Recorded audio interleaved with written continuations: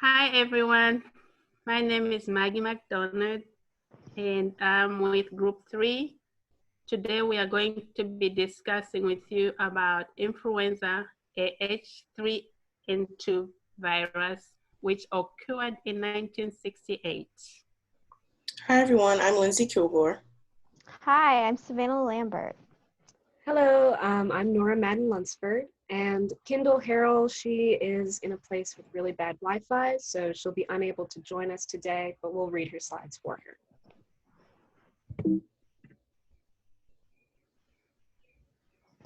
HistoryChannel.com remarks that 1968 was one of the most tumultuous single years in history.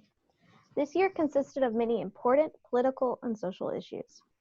The events include the first adult heart transplant, North Korea captured the USS Pueblo and its crew, the Tet Offensive, which is where North Vietnam and Viet Cong forces attacked South Vietnam, surprising the US and South Korean forces. This was aired on TV in the US, which caused a lot of uproar because the administration had claimed that the US and the South were winning the war.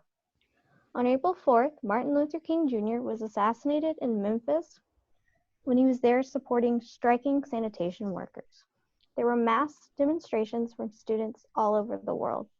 Poland, West Germany, Mexico City, Paris, and Italy, to name a few. This year also had many demonstrations, protests, and massacres for civil rights, and in the protest of the Vietnam War. On June 5th, Robert F. Kennedy was assassinated in Los Angeles on the night of the California primary, which he won. The first Special Olympics were held, the Pope opposed contraception, and Boeing came out with the biggest passenger plane called the Boeing 747 Jumbo Jet. During the Olympics, two U.S. athletes, Tommy Smith and John Carlos, saluted the Black Power movement during the playing of the Star-Spangled Banner. And afterwards, they were actually thrown off the team.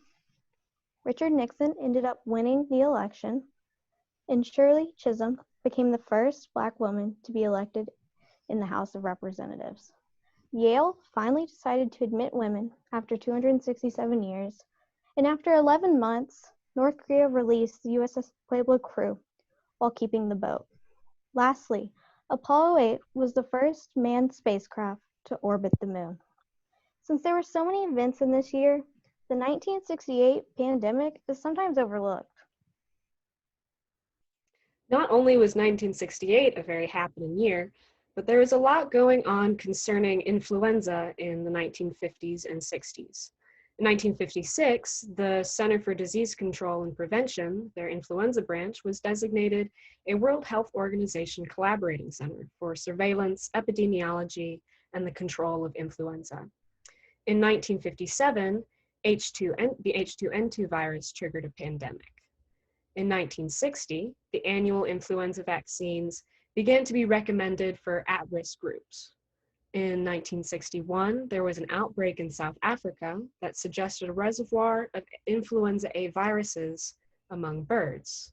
And in 1967, Dr. H.G. Pereira proposed that there was a relationship between human and avian flu viruses.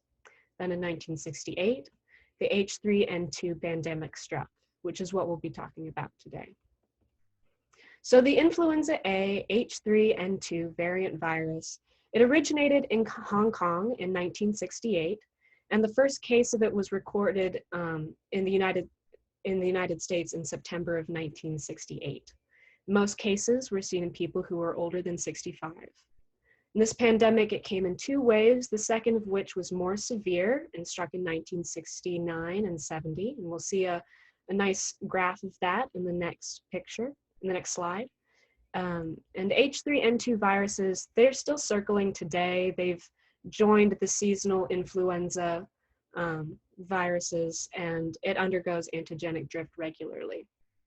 And in this diagram up on your right, you'll see that the H3N2 virus is actually a combination of the 1957 H2N2 human virus and the H3 avian virus.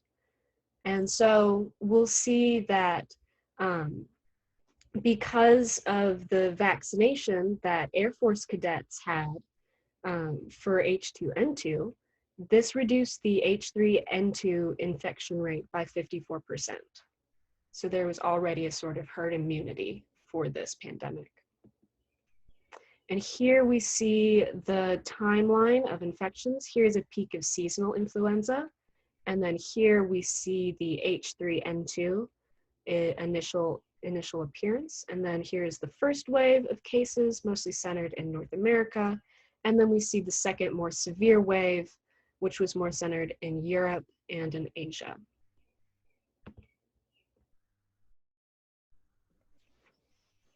In 1968, the world population was 3.6 billion, and in the United States, the population was 200.71 million. There were 1 million deaths worldwide and 116,000 in the US from this pandemic. The mortality rate was 0.027% of the population worldwide, and in the US, the mortality rate was 0.057 of the population. So as we can see, the morbidity and mortality rates were much lower compared to other pandemics, as they were below 0.5%. And so this pandemic has been labeled the mildest flu pandemic of the 20th century. And like other pandemics, it did have a disproportionate impact on older individuals, because those who are 65 years and older have a higher rate for comorbidities, which increase their risk for complications with influenza. And so that can lead to more hospitalizations in this age group.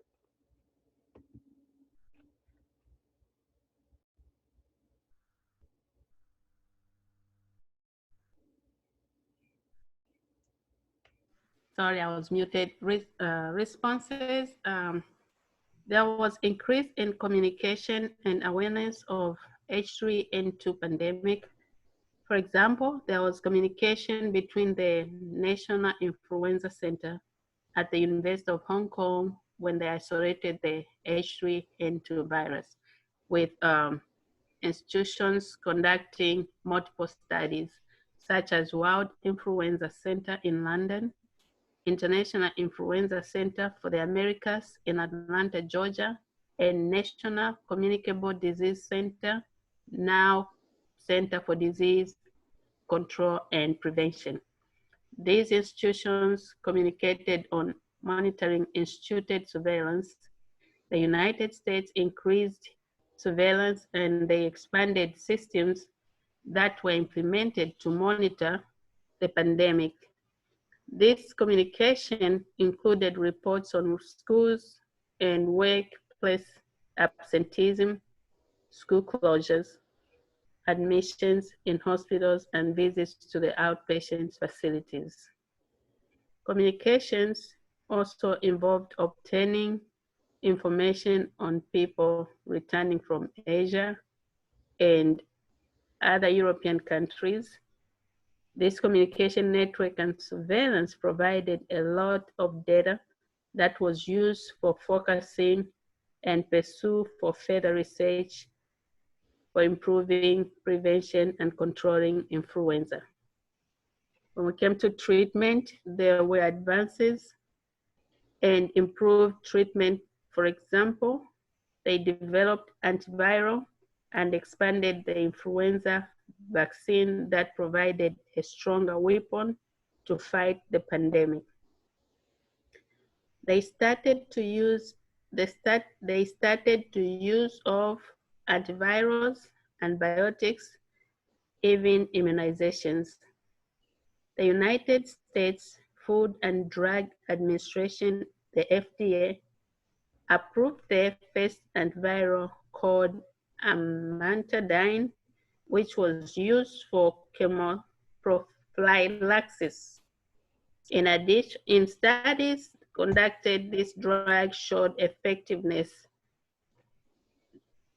The findings showed reduction in the severity and reduction of duration in the illness. Despite its effectiveness, it was recommended for change. I don't know why, but the vaccines were also developed by the Division of Biologics Standard of the Nation Institutions of Health in Hong Kong. 110,000 new vaccines were provided on November 16 in 1968 during the peak of the pandemic.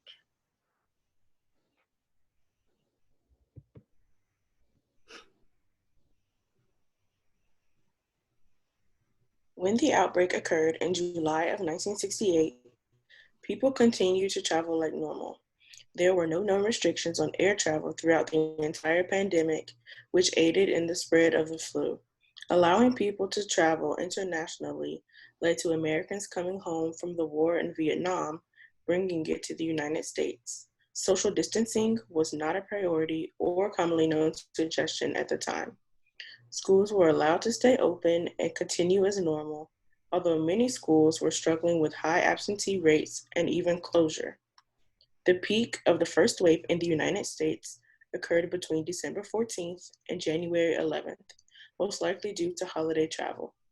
People also were not quarantining or staying home, continuing with business as usual. Woodstock actually took place during this pandemic in August of 1969, with an estimate of around 500,000 people in attendance.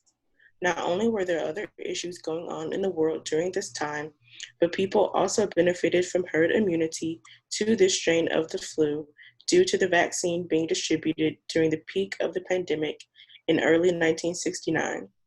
Infection control was the most effective and popular risk communication source, which consisted of hospitalization for those who were infected, vaccinations, and antibiotics.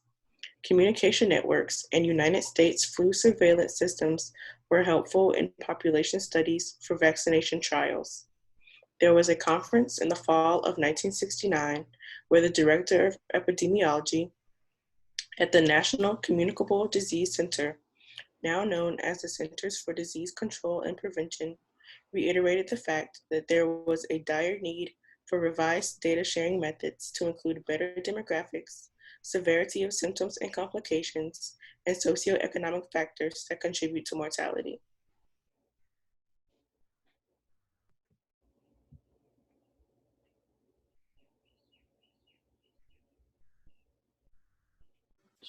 Lesson learned: H3N2 led to the development of trivalent vaccines and of subunit vaccines. US also began recommending annual flu vaccination for high-risk individuals. More research was done on how to minimize fatalities.